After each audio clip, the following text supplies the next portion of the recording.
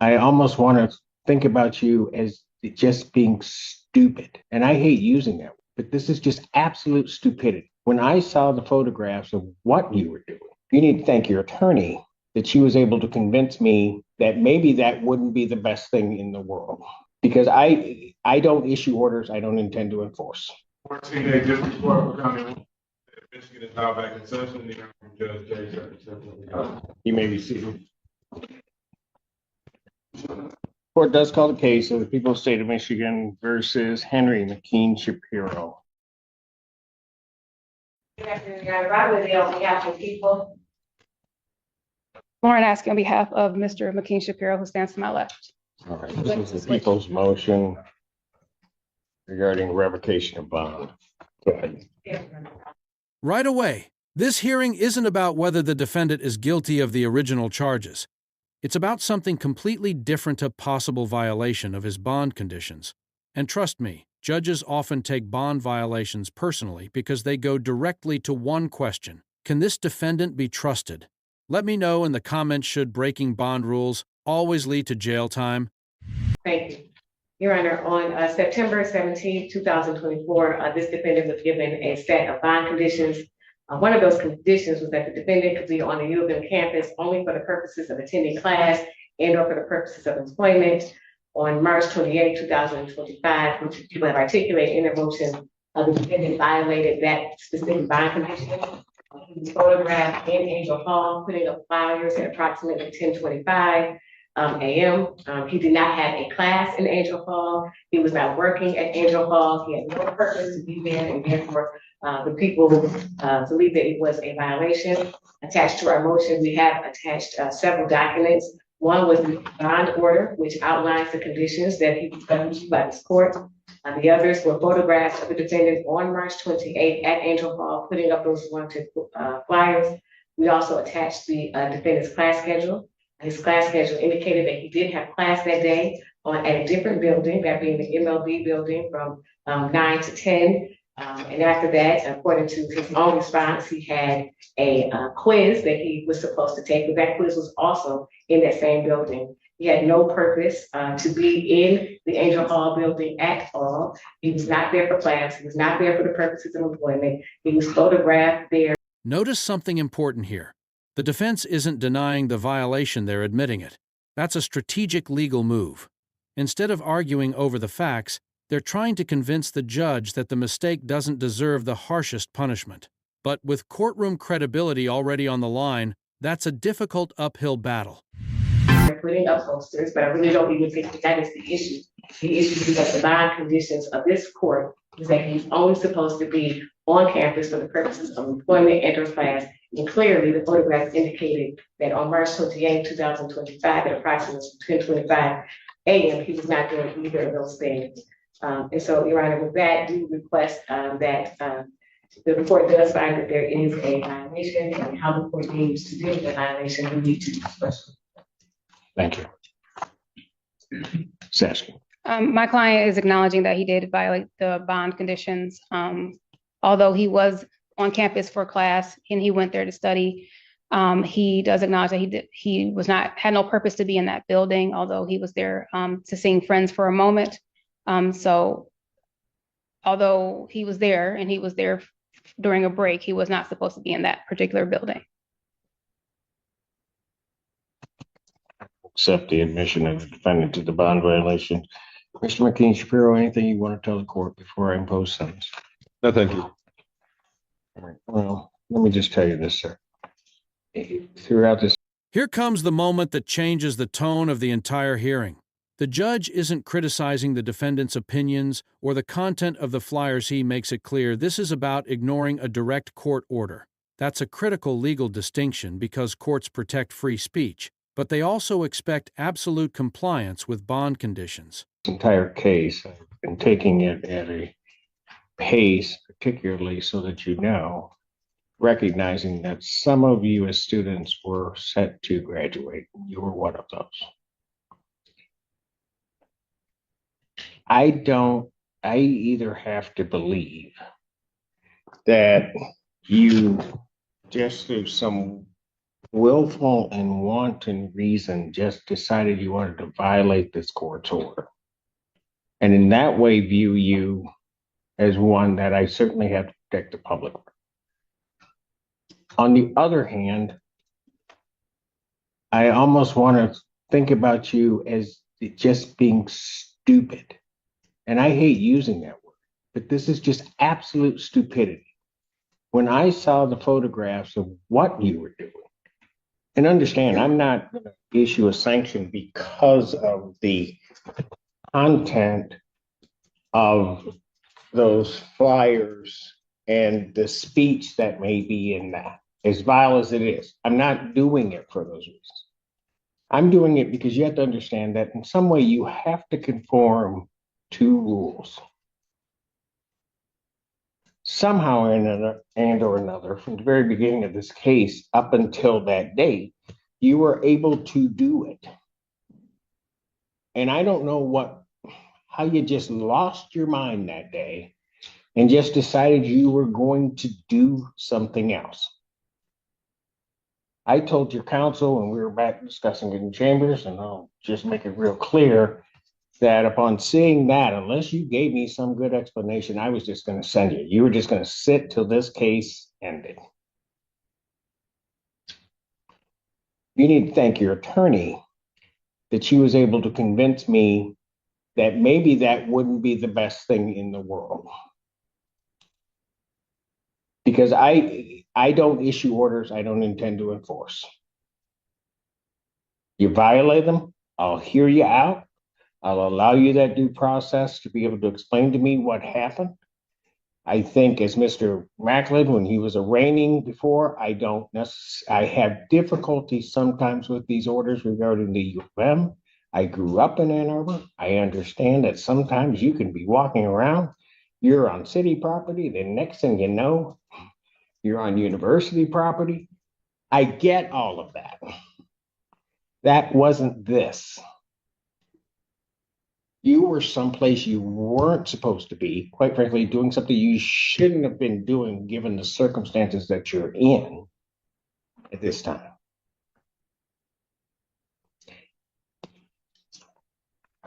Where is your graduation going to occur? One is off campus, and there's another in the big house area. Where? The Michigan State Theater.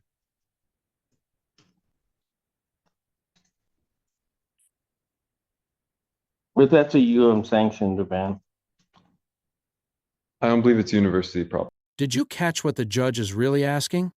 He's no longer debating what happened, he's trying to decide whether the defendant can be trusted in the future. Once a judge loses confidence in someone's judgment, every promise made afterward becomes much harder to believe. If you were the judge, would you trust him after this? Though. Okay, amen.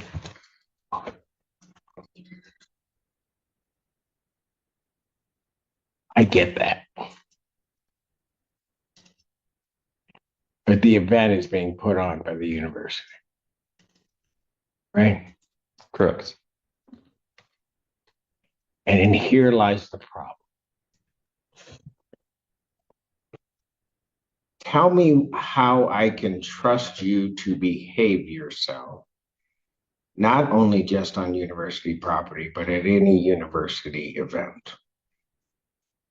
I have no intention of attending that event for any other reason than receiving my diploma.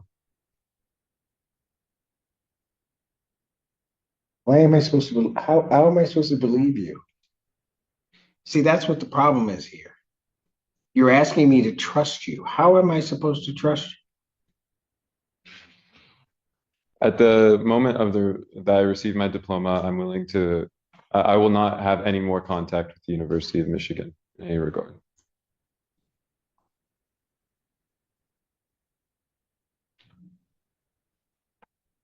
That's the only ceremony you were attending?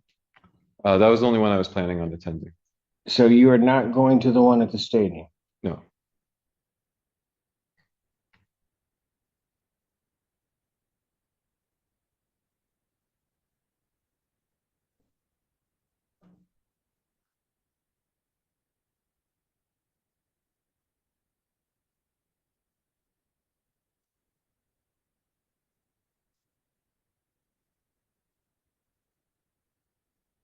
The other thing that your attorney convinced me not to do, because quite frankly, I was concerned certainly about those of you that were graduating initially when this case came along. Very concerned in making sure that you got there. But your behavior, in my mind, almost had you forfeit that right to be at that graduation. Basically, just sort of. This is where defense attorneys can make an enormous difference. The judge openly acknowledges that he was considering a much tougher punishment, but the attorney's arguments and even the impact on the defendant's parents appear to soften the outcome. It's a reminder that effective advocacy can sometimes change the course of sentencing. Flushing down the toilet, if you will, the symbolic representation of the time that you spent. But your attorney pointed out something to me, because your dad's here. And I guess sometimes what kids don't realize is you're getting that piece of paper, but you're walking across that stage is more for them than it is for you. That's what you jeopardize for your parents.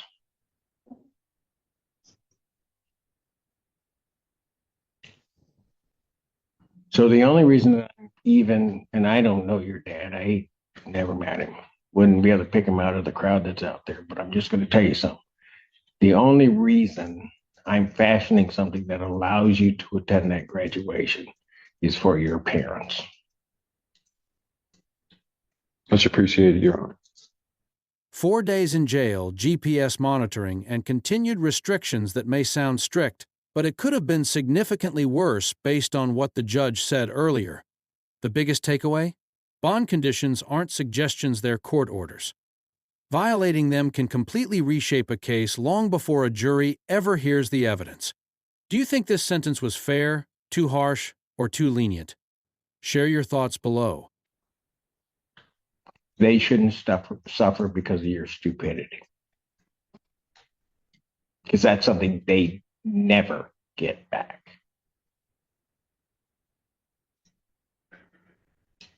But you're going to have to pay a consequence for it.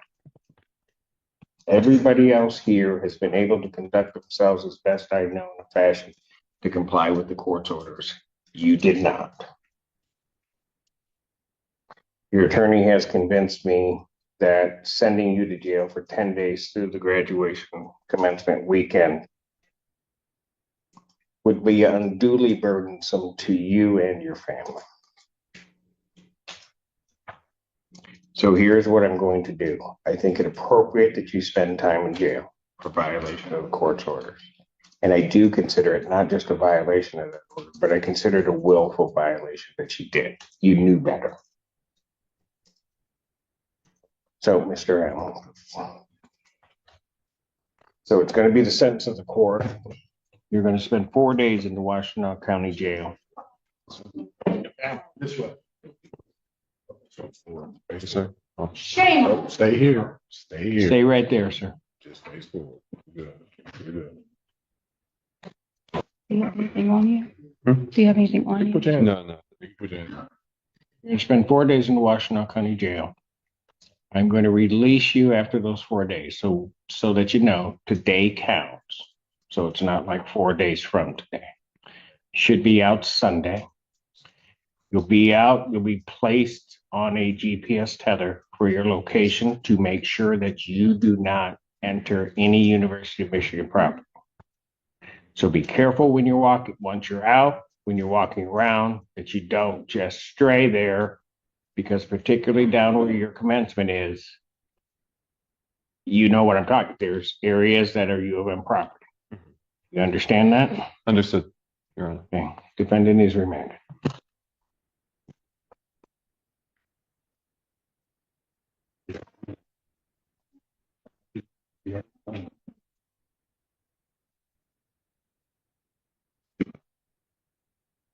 If he's released on that day.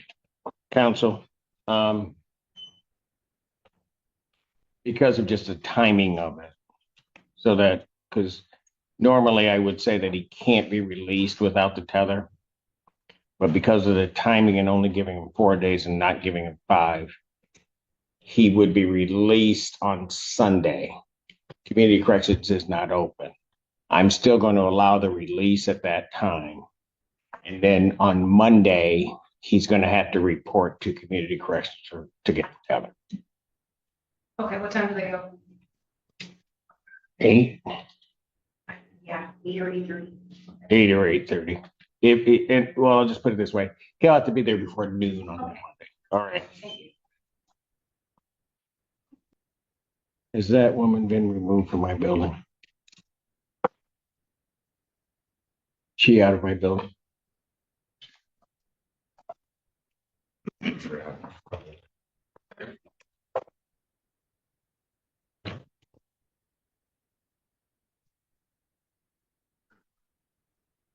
Folks, there's still the argument on the disqualification motion, which certainly I will hear. They're gonna have to process him in and then get him back in here. So I'm gonna let that process occur, and I'm gonna take a brief recess. And then we'll come back and.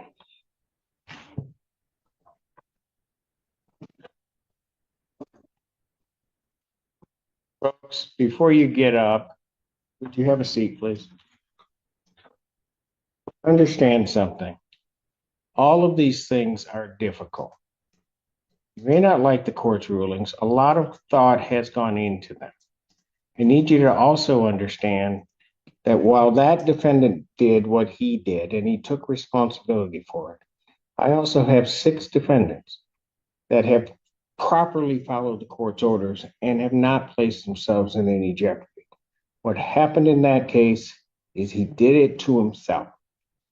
But anybody that wants to have an outburst, you can have an outburst all you want, but you're just going to be removed from my building. I'm not going to tolerate it. It's not fair to these defendants as well as Mr. McKinney Shapiro to have their case properly heard. So I'm going to expect that everyone will conduct themselves in conformity with it. This hearing is a perfect example of how violating bond conditions can carry serious consequences even before a criminal case reaches trial. The judge made it clear that the punishment was not based on the message contained in the flyers, but on what he viewed as a willful violation of a lawful court order. Instead of imposing the harsher sanction he had originally considered, the court credited defense counsel's arguments, took the defendant's parents into account, and ultimately ordered 4 days in county jail, followed by GPS monitoring and continued restrictions on entering University of Michigan property. The judge also reminded everyone in the courtroom that every other defendant had managed to follow their bond conditions, reinforcing that personal accountability mattered most in this decision. Whether you agree with the sentence or think the court should have been more lenient, one thing is clear: ignoring a judge's bond order can quickly change the course of a case. If you enjoyed this courtroom breakdown, don't forget to like this video, share it with fellow courtroom fans, and subscribe to the channel for more real courtroom moments, legal analysis, and unforgettable judicial decisions.